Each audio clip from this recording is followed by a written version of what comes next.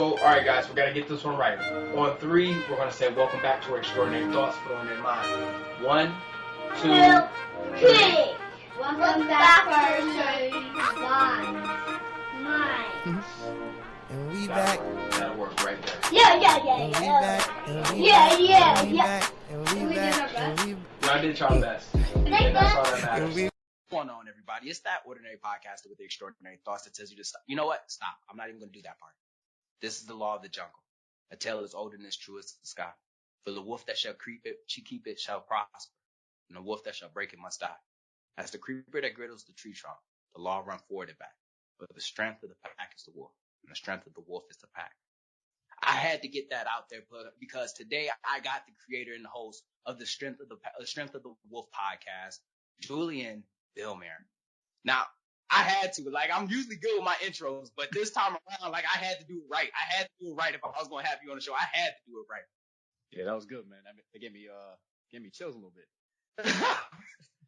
So crazy is that I heard it before, and then I started to implement it within my shop, and I would say it, and I would get mad at my Marines because they'd be like, "Oh, Sarn, can we go and play football, for PT or basketball?" And I would get upset because I'm like, "Why are we playing sports when all of us don't run a first class PFT? Why are we playing sports when all of us don't run a second? We can barely do the bare minimum, and y'all want to go celebrate? What we celebrating?" And then I would have Marines say, "Well, I run one. And I'm like, "I run a first class too, but we all don't. And if one of us don't, then we all suck." That's exactly how it is. It's not just 1 and 2 are good, and then everybody else isn't. Facts. So your podcast, your message has always just leaves a lingering effect on me. I stop what I'm doing when I hear you talk, and it's such an honor just to have you on the show. I appreciate you, man. It's likewise. I think as long as we're trying to spread a positive message and it's as real as possible, I think that's very, very important, and people cling to that. So listening to your stuff too, the message you're getting out there continuously and consistently, and as efficiently as you do is outstanding. And I definitely look up to you. And I mean, I've hit you up before as far as pointers on how to do things, and I appreciate that as well, man. So the love and appreciation is likewise. Absolutely. And your shoe collection, from a sneakerhead to another sneakerhead, down, I saw that you had some Yeezys on in one of your pictures, and I was like, "Holy Jesus is Jesus!" And I when I see you and Gerson Williams, I gotta come correct. I gotta make sure. When I saw y'all at Fit Expo, first off, my eyes lit up when I saw you there. Yeah, I lit. Yeah. I was like, I know him. Yep. But then I saw y'all shoes, and I'm like, "Hey, dang, man, we just did that Fit event. I got these shoes on. He's got threes on over there. They probably just think I'm off a show." So after that, I just keep a pair of shoes in the trunk. I don't know when they gonna happen. You never know. Yeah, fortunately, man, this quarantine is actually has definitely slowed me down a little bit, which is good. You know what I'm saying? That's more money I'm saving, but I do have a love for sneakers. That is something that is I can't even describe. I've been obsessed with sneakers since I was a kid. What's so crazy is that growing up, we didn't have a lot. Yeah. And I think it's because we didn't have a lot. Yeah. That's why I became so obsessed with it now that I have it. Same. Now, my question is, before we just get into the whole show, are you going to get the Flints when they come out? The Flint 13s? Nah, man, I'm holding on to the OGs from 2010. I missed them.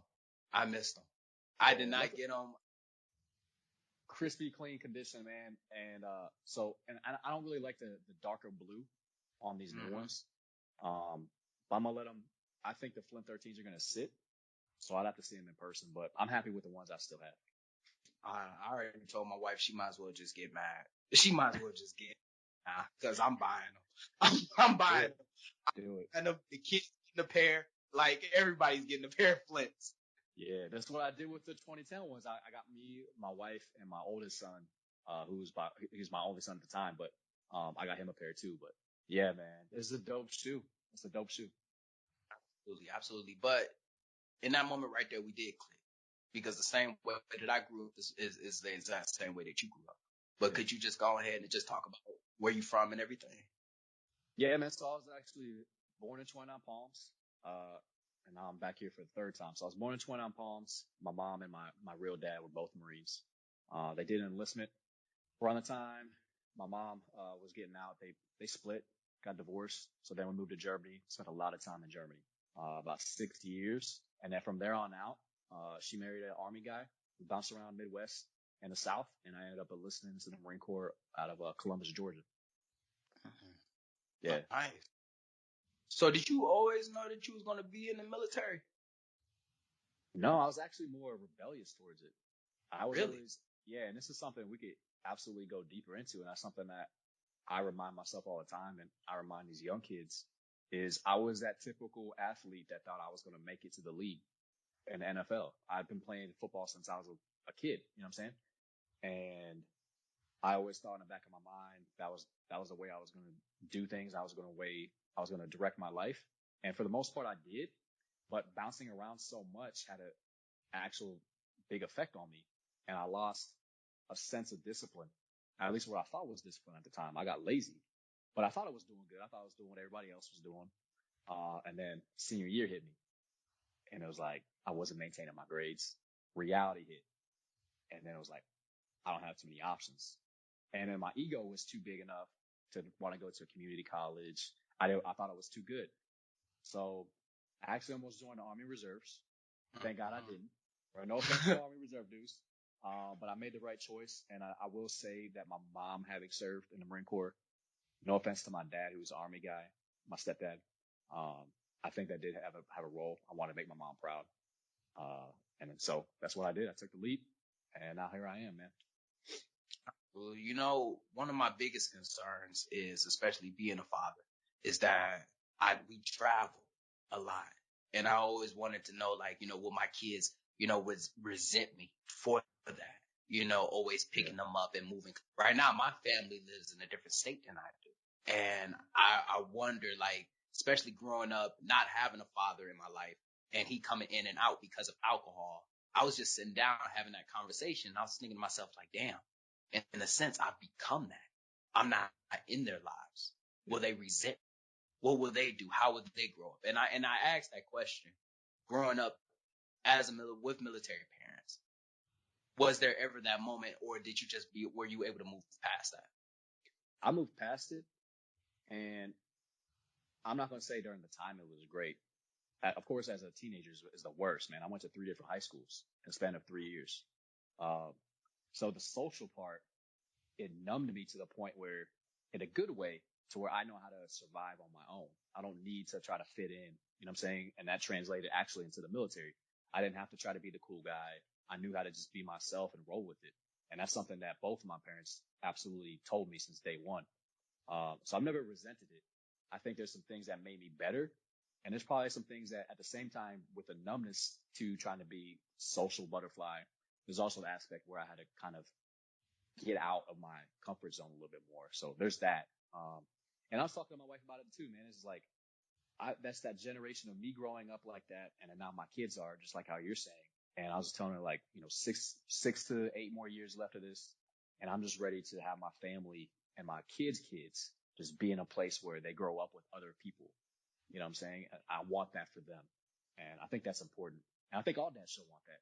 But military is the nature of the beast. And I don't think your kids will resent you. I don't think my kids will resent us because we're doing it. They know we're hardworking. And they're going to look back on your products and the things that you're doing now. And they're going to see the fruits of their labor, you know, with whatever time comes. So I think all of our kids are going to be good, man. Absolutely, man. I really appreciate that. I really do. Cause I was telling my wife, like, this might be it for me because I can't do it, you know, and one of my biggest aspirations for my kids is to have that stable life, you know, where they meet the kids. I have friends that I've known since we were in elementary school. And it bothers me sometimes when I look at my kids and I'm like, you might have that you met in elementary school, but you don't know these people since elementary school. Yeah. But you talk about, you know, being able to going into high school and learning yourself and knowing yourself and having that feeling that I don't have to fit in order to be myself. That right there is a trait that I feel like is dying amongst us. Because I feel like, you know, us communal creatures, we want to be around people. We want to have somebody with us. And I understand it. But sometimes we blur that line with the whole idea that I need to have people with me, so I must adapt within this. And if I don't adapt, then I can be alone. So when I heard that, like, it just stood out. Like, that's something I wish I would have had as a child, especially as a teenager. Yeah. Yeah. I mean, at the time, it's just like with anything that happens in life, man. In a moment, you're not necessarily going to appreciate it. You're going to be like, oh man, this sucks, or whatever expletives you want to throw in there. Years down the road, especially when you have kids yourself, you look back and like, oh man, those are things I didn't appreciate. Let me ensure that this group of people appreciates that. And then you do some reflection and you realize like, it wasn't so bad. I learned from this. And that's just necessities of life, man. Absolutely. Coming into the military, you know, here. And when I look at you, I always tell myself, this could possibly be me in the future right here. I must be seeing me in the future. This has got to be like Gemini man. Like I'm telling you, I look at you and Gunnery Sergeant Williams, and I'm like, these are the characteristics that I wish that I want to ensure that I exhibit when I move higher, when I move forward. That's it right there. And I just really want to know where it came from, because we always talk about the bad leader. In fact, everybody always can look at the bad leader. And they always have a story about how somebody screwed them over, or how somebody fucked them over, or didn't put their best interests at heart, and they paid for it in the back end. But what makes a good leader? What is a good leader in your words? I think a good leader is somebody who makes good choices in their profession and in their personal life. And to go deeper into that, the bad choices and the good choices. And what are you going to do about those choices? I would be sitting here lying if I told you that I made the best decisions as a young Marine. I made some really terrible decisions that I learned from, and luckily I had a good group of people who believed in me. And that's something else you need as a leader. You need people to believe in you and see something. Because at the end of the day, I tell Marines this all the time. Nobody in the world wants to come to work and suck. Nobody comes to work or they join something and say, you know what? I'm going to wake up and I'm going to suck today. It's not going to happen. People want to do good. It's the choices they make, though, that allow them to do so. Are they doing the right thing? Are they making the choice to not drink and drive? You know what I'm saying? Are they making a choice to shave before they come to work? Simple choices make a path. And we all know that. And then if you do fuck up, right? I fucked up plenty of times. I was so understanding of what was going on that I had remorse for things that I messed up on. And I think the bad leaders, they make the mistakes. People tell them, hey, that was a bad mistake, but they don't go back and either fix the situation, apologize, or not do the same mistake again. And that's another thing. It's just like, to me, professional sports players, right? I think they are where they are because they never make the same mistake twice. You know what I'm saying? You look at the GOATs, LeBron, Kobe, Michael, never made the same mistake twice. And that's why coaches loved them. You have to do that as a leader as well. If you make the same mistake twice, people can't count on you. Mm-hmm. And again, you chose to make that decision to do or not do whatever it is. People around you understanding and appreciating that around you, understanding and appreciating those people and letting them know. That's another thing. You have to tell people you love them, or I appreciate what you did. Thank you. I think too many leaders in this gun club, man, or people who call themselves leaders, they never thank their Marines on a personal level. It's easy to sit here and just say in front of a whole company of Marines, I appreciate what you do. But do you really? The PFC wants you to come up to them one day. Hey man, I appreciate what you did the other day. That was awesome, right? Those quick sentences, boom, just lit that kid up. And now he's like, oh man, yeah. Oh man, Gunny likes me. You know what I'm saying? Or they want to know that you're human and you have feelings. You know what I'm saying? And appreciate the people around you, make the right choices, and be consistent most of all. Be consistent. If you have a hiccup, come back from it, and Marines will appreciate that. And they'll respect it, because above all else, respect runs this world. I don't care what people say. Absolutely. The one human, I feel like we misconstrue what the whole idea of, leadership, Marine. We're humans. Before we're anything, we were human. And humans have emotions. Humans feel things. There's a certain level of empathy that humans have. There's a thing, we use the word human error on a regular basis, but we forget that we are the human in the air. Absolutely. And that right there, that idea of leadership, when you understand that you are human and that the people around you are human as well, that right there, that's the first step in becoming a good leader. Absolutely, And I agree. there's such a certain level of transparency that you must have. And I love the fact that you said, I've made mistakes. And I think that's the hard part as a leader is saying, I've made a mistake. And there's been situations where there was a time where I didn't get up the rope and I could have easily just hid in the car. In fact, I actually wanted to hide in the car away from everybody, but I couldn't. Like, you go back 2000, I think it was like 2015. Yeah, 2015, 2017. There was a time I didn't get up the rope in front of 4 battalions of Marines. So it wasn't in front of my shop or my platoon where I could just shrug this off and just, no, it was in front of like about a couple of thousand Marines. And I remember my Marines being out there and I was so ashamed. I was telling myself like, I don't want to do this. But I had to go back out there because one of my MAIs, he came out there. He was like, your Marines are still out there waiting on you. You told them to keep that same energy. Now they want to see you keep that same energy. And I had to go back out there. I had to climb that rope. Even if I couldn't get up the rope, I still had to. My hands got tore up. I felt like my foot. I know the feeling. Oh, it was rough. And they stayed. And when I tried to step down as squad leader because I felt like, and I feel like this is the hard part about making a mistake as a leader. Like when you fail, you don't want to be in front of your Marines no more because now you feel like as if they know your failure. They see your failure. They don't value you as a leader no more. I don't value myself. And when I tried to step down, my Marines wouldn't let me. They wouldn't let me step down. I even picked one of them. I was like this, yo, like you've been doing a phenomenal job. You the squad leader. They was like, Sergeant, it's not that big of a deal. Like it's like, Sergeant, you're so over dramatic. It's really not that big of a deal. Like they're like what the last corporal told me. He was like this, Sergeant, you're so over dramatic. You're just so over dramatic. It's not that big of a deal. We would never lose respect for you. Okay, you had a bad day, and I was just like, oh, I hate all of y'all. I can't even quit in peace.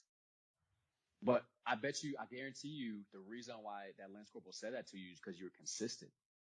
If you would have been a spotlight warrior or only performed when certain people are around, it would have been a totally different story. Well, because you're probably consistent each and every day and you held their feet to the fire, which in turn held yourself accountable, that's probably what got him to say that. You know what I'm saying? If you were complete opposite, he'd have not said anything, right? And I think everything that you just talked about can be related to family, right? Those Marines are family. For some reason, man, like when I make decisions, I'm thinking, okay, if my wife or my mom or my dad was here, would I make the same decision in front of them or would I do this in front of them? And if I fail at it, they're going to be looking right at me and just waiting me to go right back up that rope. You know what I'm saying? So I think it's like human and family tied together, man. I think that's what this whole thing is about. This institution is about. You treat people like humans, they're going to become part of your family. Even some people that you dislike. We all have uncles and aunts that we may not get along with. You know what I'm saying? But like you, at the end of the day, you're going to love them and they're going to love you too if something bad happens. So yeah, man, I know exactly what kind of feeling you're talking about. I failed as well, bro. So Really? So I'll tell you this, man. And I was a sergeant. I just came off of a crazy deployment. This is the Sangin deployment. I thought I knew everything. I thought I was the top of the world. It's like, man, look at me, Combat Ken. You know what I'm saying? And I checked into combat instructor school like 4 or 5 months after that deployment, right? Which is probably bad anyway. I had a lot of buddies with me from the same unit, checked into the same school, and my ego and lack of preparation physically destroyed me. I should have failed that school. Should have failed. I failed so many hikes. I got into it with a lot of the instructors and I should have failed. And I think the people that were around me is what allowed me to get my mind back and it humbled me. And that to me, that was one of the biggest turning points of my career right there, because I could have easily been like, oh, well, I could have blamed everybody. And I did initially. It's like, man, these instructors, they're assholes. They ain't been in combat. The typical, like, ridiculous, nonsense. You know what I'm saying? And I got humbled and I got sent to MCT. right, to go teach instead of going to AIC to go teach scholar's course, which was the goal.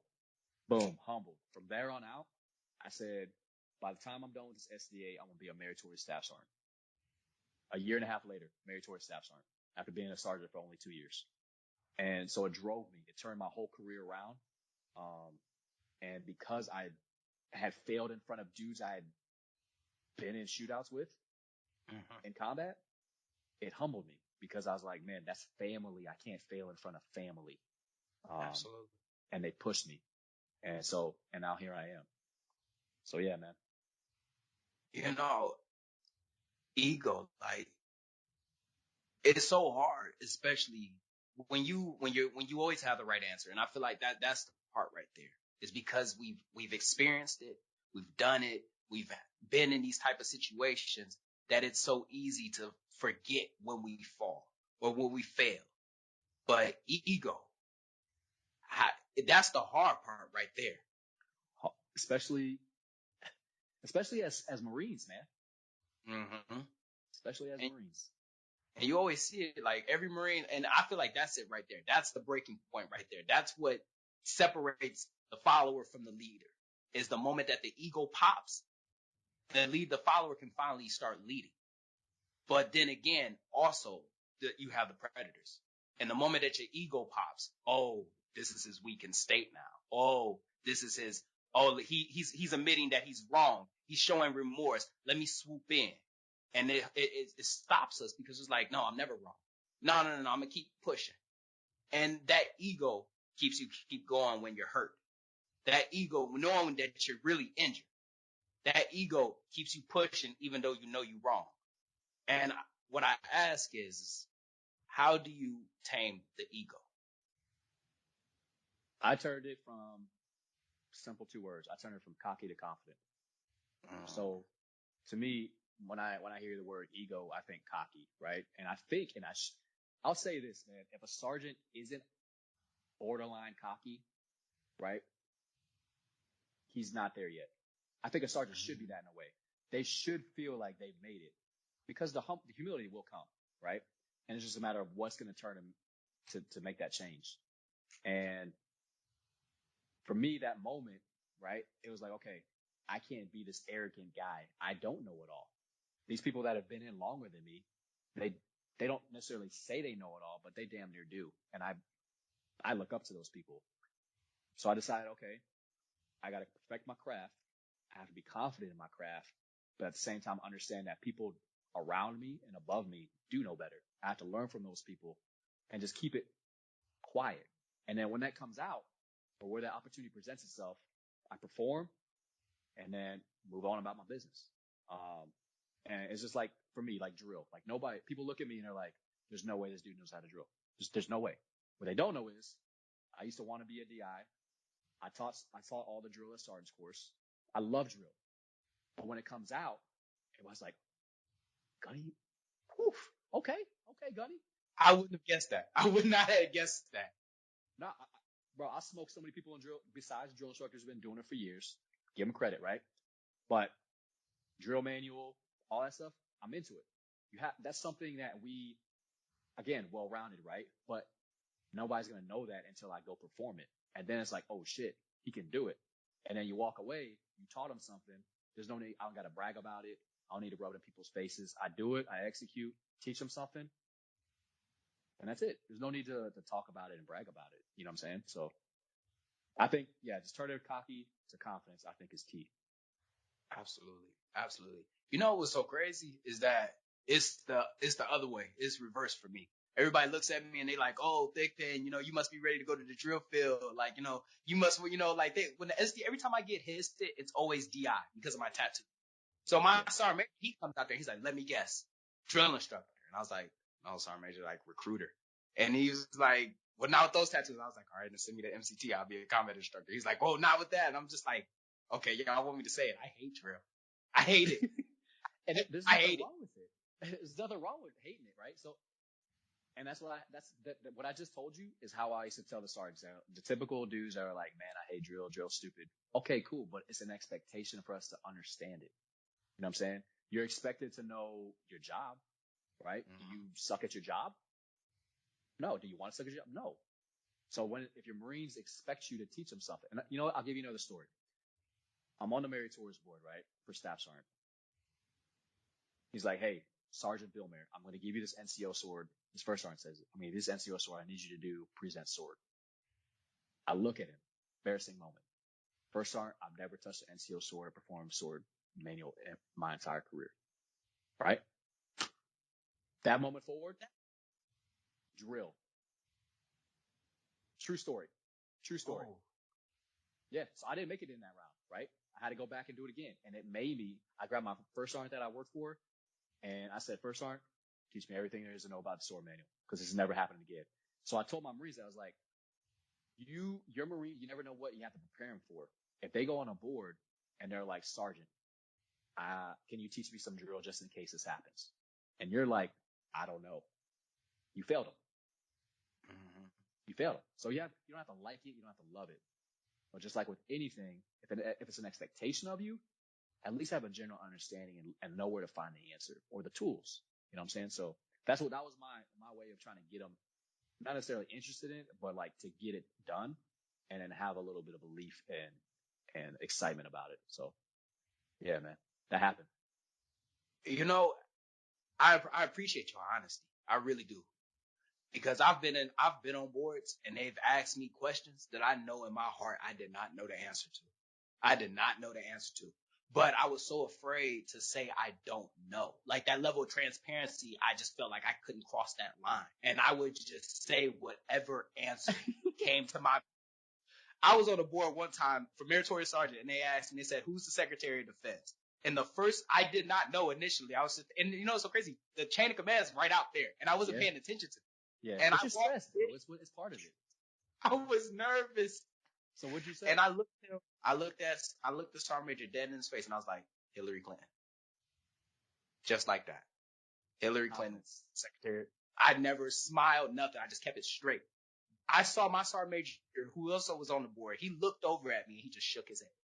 He just shook his head, and I knew that was the wrong answer. I knew that was the wrong answer. But you know what? Again, man, confidence, right? So, and I teach my Marines when they go on boards the same way, right? If you don't know the answer, either you say you don't in a professional way, right? If you're not worried about the embarrassment part, or do what you did, and you say it so confident that they think you said the right answer. And I've seen it sitting on like for the Marines, like the PFCs and privates on the like company boards for like MCT, right? When we're about to graduate, and they would say something so quick and so confident that a couple people had to do a couple like looking around like, was that right? Because they said it so confident. You know what I'm saying? And that's how you should go into it. You got to have that confidence, man. So some people probably were like, wait a minute, is that Hillary Clinton? You know what I'm saying? Because you probably said it so confident. I said it. I'm talking about like as soon as he said Secretary of Defense, she popped in my head so fast. It was just boom. And when I said it, I was like this. No, she wasn't. No, she wasn't. You idiot. There you go again. Because the last board, they got on me about my questions. Yeah. Because they asked me what was the 3 types of bleeding. And I knew what the 3 types of bleeding was, but for some reason I couldn't get them right. And I'm thinking to myself like, all right, so we got artery, we got vascular. And I took a deep breath too on this because I knew what I was about to say, and I should have known what I was really about to say. And I was just like, vaginal. And I said, I swear to God, I said, vaginal bleeding on the Meritorious Sergeant board. Vaginal bleeding. That's crazy. That's crazy at the same time. Everyone laughed at me. Everyone laughed. And I sat there with the straightest face, just, here we go. And then they just continue to keep on pushing. Like I'm talking about like tears out of their eyes. And I'm just like, okay, it's not that funny, gentlemen. It's not that funny. Oh man. And again, it goes back to being human, man. Like, absolutely. When I'm sitting on boards now if it's bad or good, right? I'm not like, you have to put themselves in their shoes. Like, what are these kids going through? Or men? What are these men or women going through? They're stressed. Man, you know how many knowledge books I read for the board, and there's always going to be a question you don't know. So now when I'm looking at it on the flip side, on the opposite side of it, I'm like, okay, what am I looking for? This board is for somebody that's going to be a leader. Somebody that's going to make a decision, make it. They're going to be confident about it. And they're going to have some type of professional bearing about themselves. So if they mess up a question, if you just, I ain't gonna lie, man, that would have been hard to keep some bearing if you said that. But at the same time, like if somebody is like on it, chances are that same person is going to make a good decision and be confident about it. I think that's definitely key. You know, and I tell you those because needless to say, I lost both those boards. The first, the Hillary Clinton, I actually won, but I got the score. I got it by score, so that happened. But that one, oh yeah, I lost. And I tell my Marines that because I feel like it's a certain failure defines you as a leader. That human error, we're not perfect. Yeah. We're proficient. We strive for perfection, but it was never in our contract. And by that, I feel like leadership, failure defines us. You can't judge a man by his success. You can't. If you're always at top, how do you know what it's like to be at the bottom?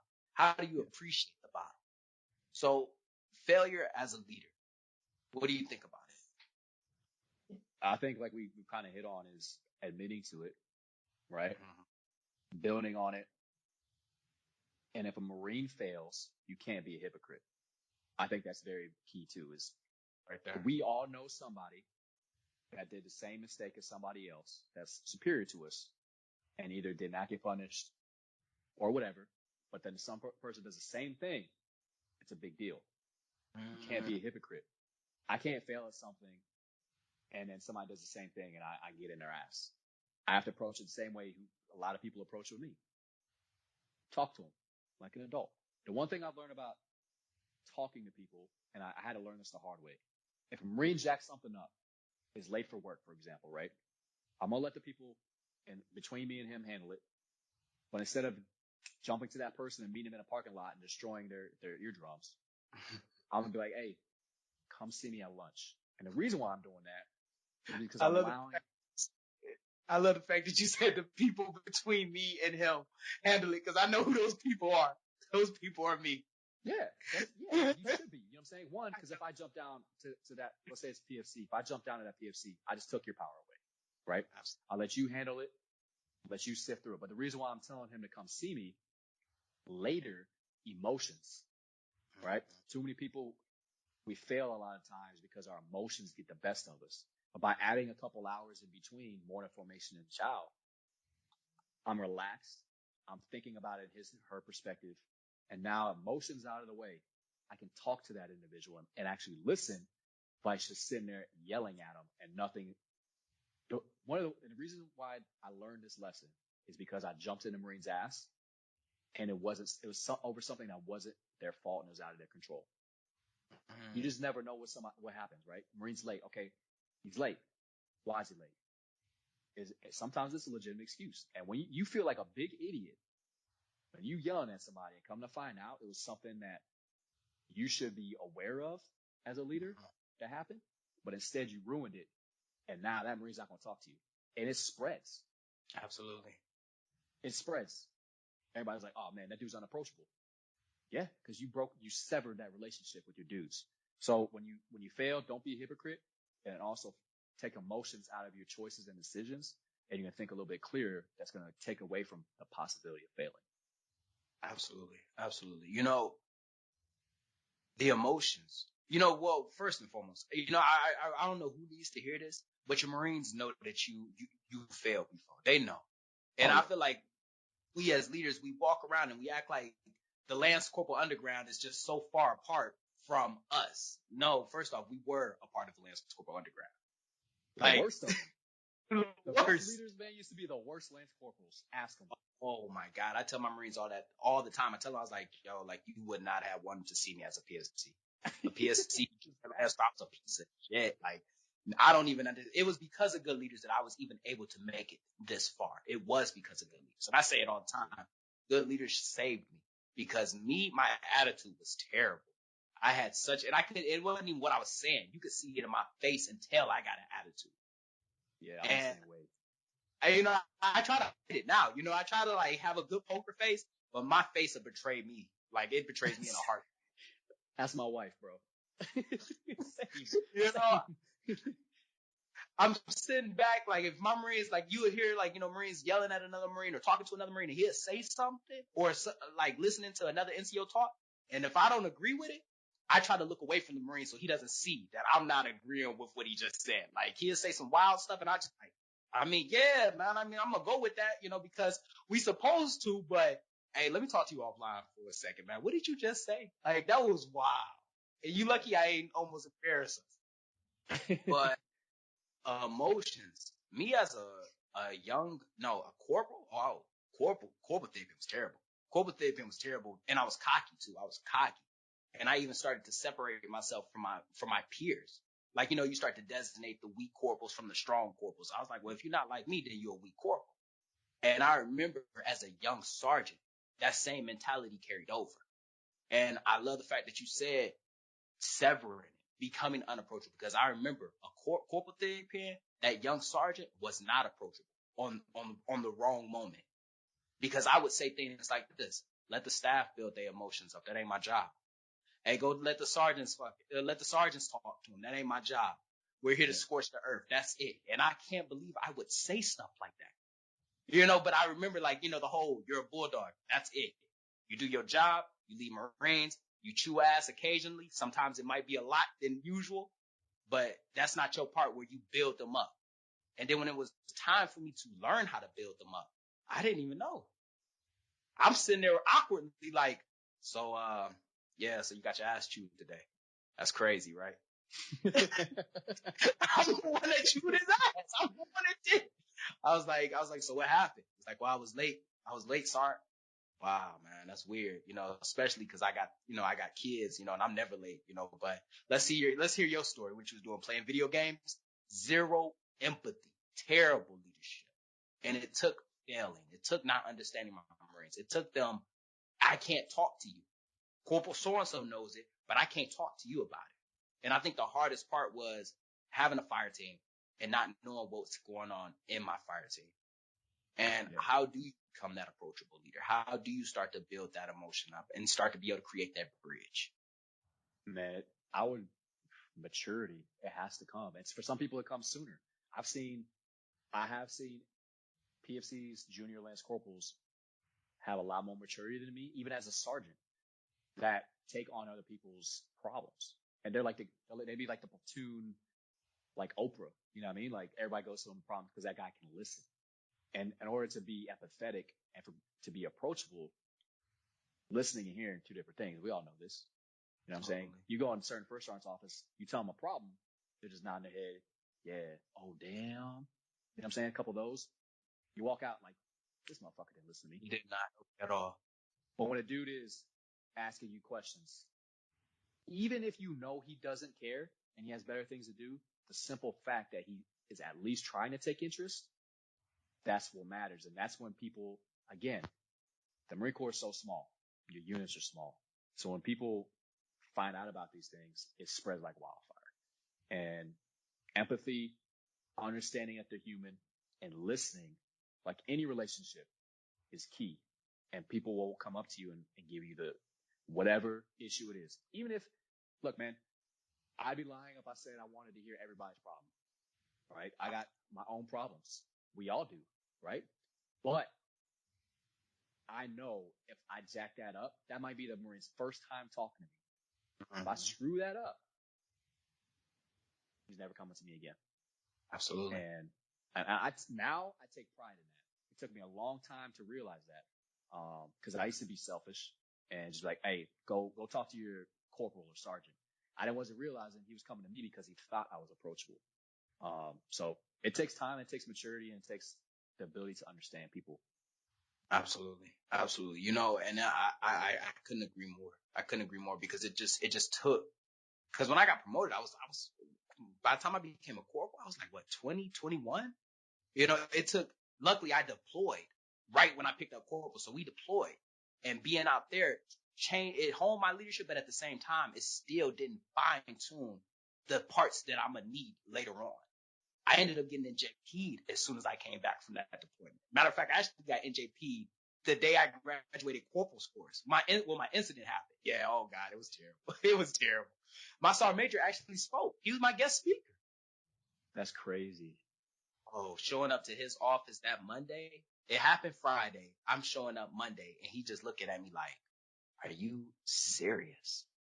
Wow. And I remember, and this is why I always relate to the Marines that have faced some form of adversity, because I faced adversity. I got the page 11s when I was a junior Marine. I got the 6105s. I've been non-rec. I've had a will not promote, and I know the difference between those two. Yeah. And I've also been JP. And so I tell Marines, like, I know what it's like to be down there. And you got to ask yourself, is you going to let that rock weigh you down, or is you going to pick that rock and put it on your shoulder? Yeah. You know, and they like treat me different. They going to treat you different. You got a black eye.